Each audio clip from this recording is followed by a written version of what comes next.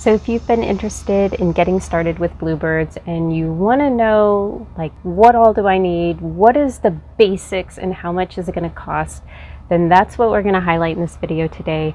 Not only will I talk about the bare minimum basics that you'll need to get started with bluebirds, but I'll also talk about some of the intermediate and advanced level stuff that tends to happen. It's actually very natural that with this hobby we acquire more toys. So the first thing when you're getting started with bluebirds is you're going to need a bluebird nest box, and stay away from bird houses. You don't want anything decorative.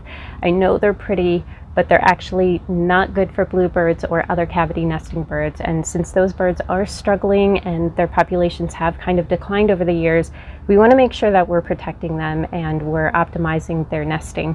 So you want a good nest box. You want something that is built to the specs of the North American Bluebird Society. And just to make it really easy, you can either go and find plans and build one, and that can be a lot of fun, or you can just buy one. And just kind of looking at what's out there on Amazon and Home Depot and Walmart and places like that, I have found that the Woodlink BB3 model is probably one of the better models to go with. So I would take a look at that one. The reason has to do with size, ventilation, drainage, color, and things like that. So the color being a natural wood color is also ideal. There's some bluebird boxes out there that have a dark black top to them. I think Nature Way is one of those. If you go that route, paint the top white with a water-based paint, or just avoid it altogether, because that black top is just a magnet for that sunlight. And bluebirds nest from March to all the way into August, basically. And so you've got the sun really potent during that time, and it gets really hot in the nest boxes. It can be hotter in the nest boxes than it is outside. So making sure you have a light colored nest box is great. Making sure there's ventilation. For this nest box, there's some ventilation on the side and the front. I wouldn't say that this is the best. You could probably very easily drill some holes up in the sides to get some better airflow going through.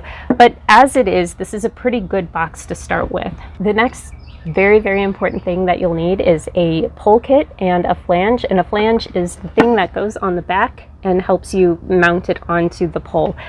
You can either go to Home Depot and buy rebar and EMT conduit and make a pole that way, or you can just buy a ready-to-go pole kit, and I'll have some links below as to some that I would recommend and I've used before. When you are looking at pole kits, make sure you get one that has an auger on it. So that's the little spiral coil thing at the bottom, and that'll help you drive that into the ground. If you have one that has kind of a spike, you're going to have to really work to drive that into the ground. So it's just a lot easier with an auger. The reason poles are so important is because mounting to a tree or to a fence post or anything like that really invites predators. And the thing you have to think about with a nest box is that with a standard nest box, there's no escape from a predator. So adult birds, as well as nestlings and eggs, are all fair game to raccoons and possums and cats and things like that. Once something is reaching in, that exit is closed. They're completely trapped in there.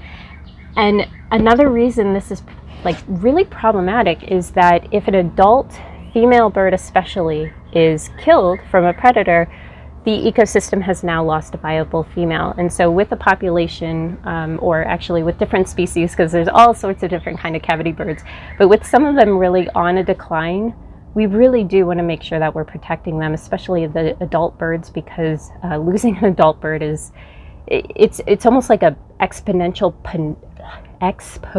potential loss that's happening. So we do want to protect them. So get a pole, and then the next thing, most important thing, is to have a really good baffle. And I'm not talking about one of those cone-shaped baffles for squirrels that go on the bird feeder. I'm talking about a good cylindrical, they call them stovepipe baffles. You want to make sure that the baffle is at least 8 inches in diameter by 24 inches in length, and it would actually go that way. The baffle is probably one of the most universal ways to protect your bluebirds and chickadees and tree swallows and other cavity birds from predators. It's not going to protect against everything. So like hawks, for example, they could get in. There's other protective measures that you can use, but a baffle will protect against squirrels, chipmunks, raccoons, cats, most snakes.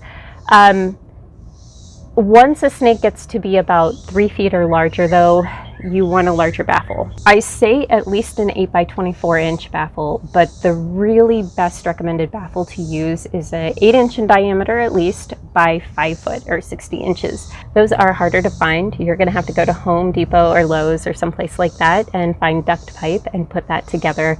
There are YouTube videos at least. So if you're someone who's really handy and you have all the necessary tools and you have all the confidence, go for it. I would highly recommend making a baffle.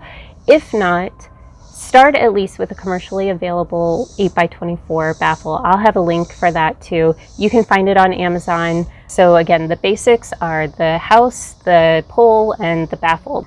As far as cost goes, the going rate to get started with bluebirding with house, pole, and baffle is probably going to be anywhere between $150 to $200. And don't skimp on this either. We want to make sure that we're being good stewards over the bluebirds, especially if you're getting started. And believe me, if something happens, it is so heartbreaking. You get really invested into the nest and you're monitoring it and you're watching and everything, and then something happens. It breaks your heart because all you want to do is just see the progression of that and watch the babies fledge, and it's just such a proud thing when you see that.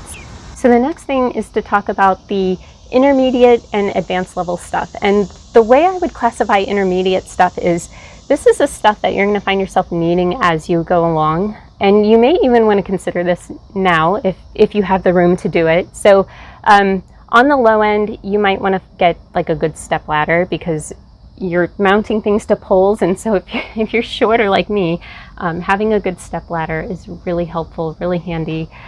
The next thing would be added protective measures. So aside from a good step ladder, you'll want some other protective things.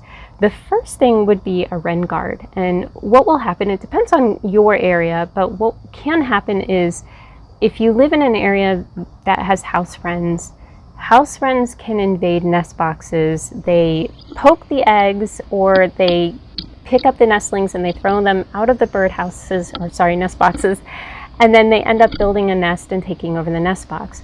So you can use a Wren Guard, and that will hide the entrance of the nest box from the wrens.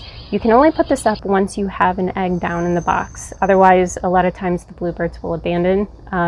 So you put it up after the first egg is laid. It hides the entrance, and that should hopefully protect against house wrens. I do have a video, so if you check out the link below, I have a video on how to make one out of cardboard. And some people really like a wooden one, and that's great. I just really like the cardboard one personally, and it's really easy to do. The next thing is a Sparrow Spooker. House sparrows and European starlings are non-native in the US, and they're very, very invasive birds. These guys will come in, they're relentless, they attack the native cavity nesting birds and take over their nest boxes. I have a whole playlist dedicated to house sparrow management because they are so problematic. Basically, if you have a house sparrow coming into your area, you can count on it trying to go after your nest box. So you definitely want to protect your bluebirds. You can use deterrents, and that's what I'm going to talk about, but like the advanced level stuff is to trap and actually actively manage. So the first deterrent would be to use a Sparrow Spooker, and that discourages house sparrows or a lot of other birds from interfering with a nest box. Just like the Wren Guard, you want to put it up after the first egg is laid, and so the bluebirds are already devoted to the nest box and they'll keep going, but it should hopefully discourage other birds from coming to the box. Sparrow Spookers also usually are well tolerated by tree swallows and chickadees. Another sparrow deterrent would be monofilament line or fishing line, and I've found specifically 6-pound works best. That is the most recommended one, but I've also experimented with other thicknesses, and 6-pound is really the most effective. I have a video on how to set that up, but it's basically putting fishing line next to the entry holes, and what that does is for some reason bluebirds have no problem managing that, but house sparrows can't seem to figure it out. They don't like it and they leave the nest box alone. That somewhat works. I found in my area it doesn't work that great, but I'd still recommend trying it and buying yourself time. Another protective feature would be a hole guard or a hole reducer. The hole reducer is more specific to chickadees. So if you ended up having a chickadee nest in your bluebird box, first of all, don't try to discourage that. Chickadees only have one bird per year, so you really actually want to encourage that. You can always add another nest box, but then you want to put a hole reducer over the entry hole, and that excludes the larger birds from getting in and trying to evict them, and that allows the chickadees to nest peacefully. It also excludes house sparrows, so it's a really good protective feature for chickadees. But you can also find metal hole guards for bluebird-sized entry holes as well, and this is great because it can also prevent the like mammalian animals from gnawing away, or later if maybe a woodpecker wants to roost in the box over the winter, it doesn't enlarge the hole. So this one here kind of comes with an extra protective hole here, but metal is always best, and they're really cheap too. You can find them for just a few bucks, really. So those are some of the intermediate type of options, and there's a host of others, but I think that those are probably the more popular ones to address. So let's talk advanced level bluebirding. This is basically like luxury bluebirding. I shouldn't call it that. This is basically when you've probably hosted bluebirds for a year now, and now you're trying to like upgrade your accessories. So you've gotten really excited and you've watched other people do it, and so I think the first big one is a Blink camera or a green backyard camera or some other type of nest box camera.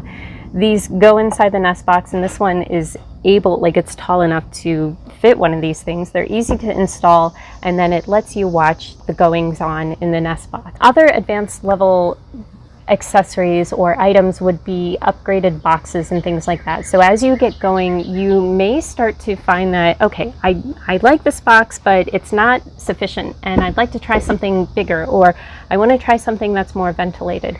So a lot of times people will look at different nest box options or nest box plans and start to work with some of the different specialty nest boxes. These nest boxes are invented for different reasons. So there's some that they're not house sparrow resistant. Nothing's 100% house sparrow resistant, but they're built to deter house sparrows. Or there's types of nest boxes that are built to help better deter predators. And so if you decide, hey, I want to start managing a trail or something, you might want to go with that option.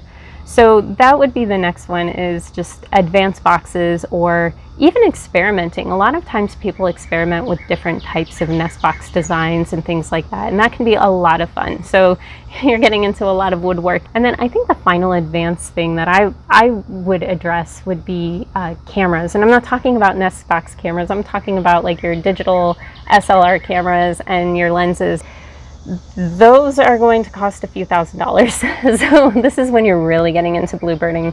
But it is a lot of fun, and so as you grow through it, you're going to really enjoy it, and you're going to find that there's more and more toys that you want to buy. So again, basics are the essentials of your nest box, your pole, and your baffle. And then your intermediate things are going to be your in-the-moment protective things. And this could happen within your first year of bluebirding. It most likely will happen. So these are going to be your hole reducers, your Sparrow Spookers, your Wren Guard. And then your advanced level stuff are going to probably happen maybe your second or third year, or ongoing as you acquire the money and the taste and enjoy the fun of the hobby. But those are going to be kind of the advanced level boxes or cameras or things that you don't necessarily need, but they are really great to have.